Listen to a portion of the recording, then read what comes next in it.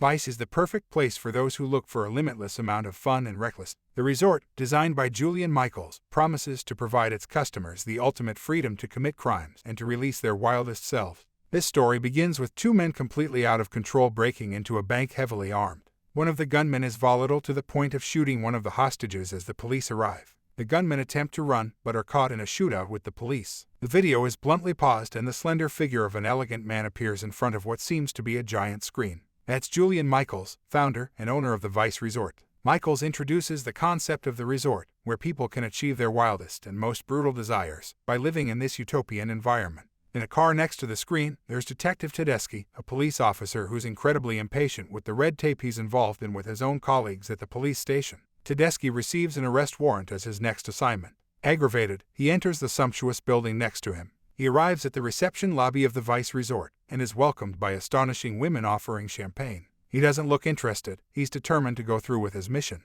Inside the hotel, there's Kelly, a dazzling blonde woman, who is greeted by an equally dazzling woman, Melissa, who brings her breakfast. It's Kelly's last day at the resort. Suddenly, Kelly looks distressed, claiming to have had a strange dream. As she describes and draws the dream to her colleague, the woman stares at her, puzzled. The women make a toast to new beginnings. They look hopeful. Michaels is at the headquarters of the resort administration. He gives orders to an employee and supervises the HQ operation. Kelly and Melissa go out for a walk at night before going to Kelly's work. Two rude men flirt with them, but they are not interested. Tedeschi, the cop, looks for someone in a strip club within the Vice Resort. He doesn't look friendly at all. One of the strippers tells him where to find the man he was looking for, and the club seems to grow deeper into the dark hallways. He keeps asking for the man in the picture. The man is Ryan Hollister, and he's on the brink of eliminating a woman. Tedeschi interrupts the violent scene and arrests Ryan for crimes committed outside the resort. Kelly and her cheerful friend have drinks at the place Kelly is working at. A charming young man asks Kelly for another drink. He's friendly, and his spirit matches Kelly's excitement for being on her last day as a bartender. The charming man also looks a bit sad and declines Kelly's invitation to have drinks later that night.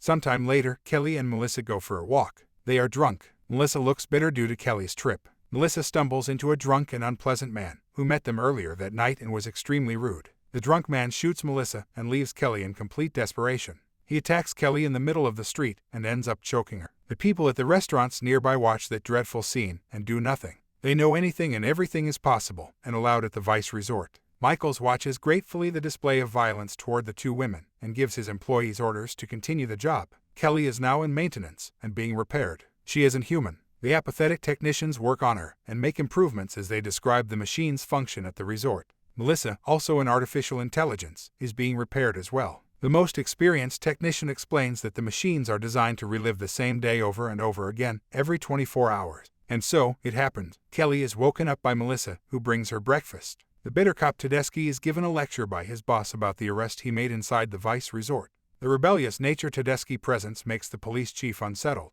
The celebratory scene between Kelly and Melissa at the bar repeats, but it gets interrupted by a sudden memory Kelly had. She is in agony recollecting an attack on the streets. Her friend Melissa was shouted at, and a bearded and drunk violent man attacked her. As vigilant as always, Michaels sees Kelly's unusual reaction and demands a total reboot of her system. The icy room where Kelly is taken to is full of highly advanced computers, and the apathetic technician sadistically explains to her what's about to happen. He makes her remember all her past realities in a cruel way, but Kelly is stronger and gets him by surprise with a kick in his face. She runs for her life. Kelly is now considered a fugitive, and the Vice Resort calls for police backup. Roy Tedeschi's obsession is fed as he arrives at the resort. The cynical police detective talks to the condescending Julian Michaels. Michaels dismisses Roy, but that only makes him more invested in the crime story. Meanwhile, Kelly seeks refuge in a dark and suspicious bar, but she leaves as she sees Michaels on the TV talking about the incident. As she leaves the bar, a suspicious and sweaty man follows her and brings a knife to her neck. Chris, Michaels' associate, finds Kelly and persuades her to go with him. She runs away again.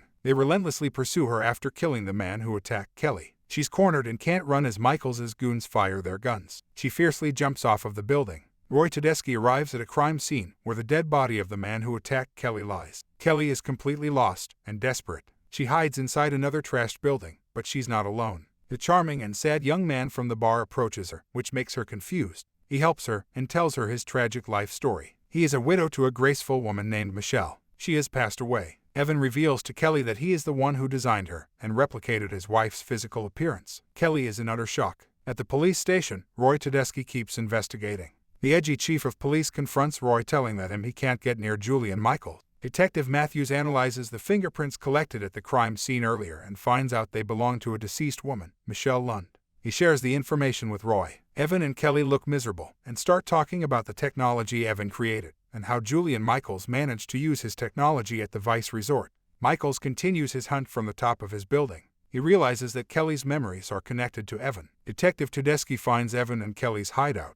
They were ready to flee the country. Evan attempts to shoot Roy, but Roy is faster. Kelly and Evan run from the site as a shootout begins between Detective Roy Tedeschi and Michaels' goons. Michaels can't find Kelly with the resources he's using. He changes the course of the plan by using microwave emissions. Detective Roy finds Evan's laboratory. He's more intrigued than ever. Evan and Kelly arrive at Evan's friend's house. As Evan explains the situation, his friend James is in awe after seeing an AI in front of him. James promises to help the couple. He equips the couple with false identities and flights to the Caribbean, a spot that is tech-free. Evan proposes to Kelly an update of her system. She declines. James lends his car key to Evan, who leaves, taking Kelly with him. Julian Michaels gets hold of Roy's investigation and tracks his moves as well as Kelly's. Roy keeps getting information from Detective Matthews on Kelly's identity and connection to Evan. Roy manages to tail Evan and Kelly, who wait for some sort of boat at a cold dock. Kelly finds out she is supposed to leave for the Caribbean without Evan. She is disappointed. Roy Tedeschi approaches the couple, gun in hand, informing them that they are under arrest. Evan talks his way out of the situation, but Roy is like a dog with a bone and doesn't quit.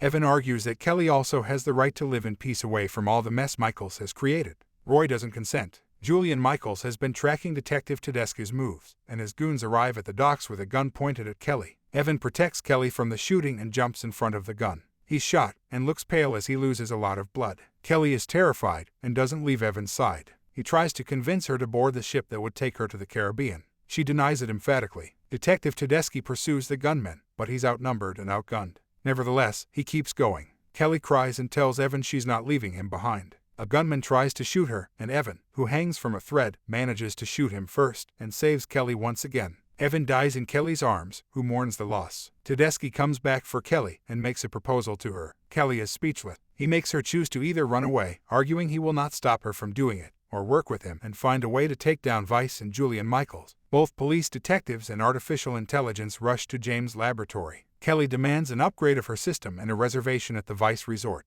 James hands Roy a thumb drive that will allow them to hack Vice's system in order to restore the memories of every artificial that Michaels exploits. Roy looks clueless, but the upgraded version of Kelly is fierce and more fearless than ever before. She's determined to take down Julian Michaels' empire. Detective Tedeschi and Kelly, who are under new aliases, Jenny and Steve Washington, check in at the resort registration desk. This new persona Kelly is experiencing gives her the confidence she has always lacked. Roy seems to be having fun as he gets closer and closer to achieving his goal, taking Julian Michaels down once and for all. Kelly strikes her first victim, a security guard. She takes his weapon and strikes down another guard. After taking his identification card, Kelly enters the building to finally find Julian Michaels. Michaels doesn't look surprised by her being there. In fact, it is like he was waiting for her. He is as condescending and ruthless as ever. He challenges Kelly to shoot him, but she can't pull the trigger. As a safety measure, Michaels has programmed the artificials to never harm their creators. Kelly is petrified, and Michaels takes the opportunity to take the gun away from her and strike her in the head. Michaels has Kelly handcuffed. At this moment, Roy Tedeschi enters the building, as agreed with Kelly, but the thing is she is not ready. In fact, she's been held prisoner by Julian Michaels. Roy surrenders every employee present at the site, makes them leave the place, and demands one of them upload the thumb drive content into the mainframe system. The Vice employee is terrified and argues he doesn't have access to the mainframe. Roy strikes his head against the computer screen and tells him to reconsider his answer. The nervous man complies. Roy asks him questions about Kelly's whereabouts. The upload is complete, and the devastating AI restoration begins. Roy learns that Kelly is on the engineering floor and rushes to find her. Melissa is one of the first artificials to get their memories back and recognizes the bearded man who shot her. Detective Roy arrives at the engineering floor, and another shootout starts. The police district phones ring all at the same time. The chief of police orders every cop in the district to go to the resort. Back at James' lab, he sees that the mainframe has been hacked. Julian Michaels is now desperate as he sees Roy Tedeschi breaking into his office to rescue Kelly. He gives his villainous speech about power and shoots Roy. Kelly finally is set free and Roy gets his gun back. He shoots Julian Michaels, who falls down to his last breath. The streets are chaotic. Perpetrators try to escape from the artificials as they remember the atrocities these people have done to them. Kelly and Roy walk the streets and find Melissa. Roy Tedeschi's mission has been accomplished. Unexpectedly, Julian Michaels regains consciousness.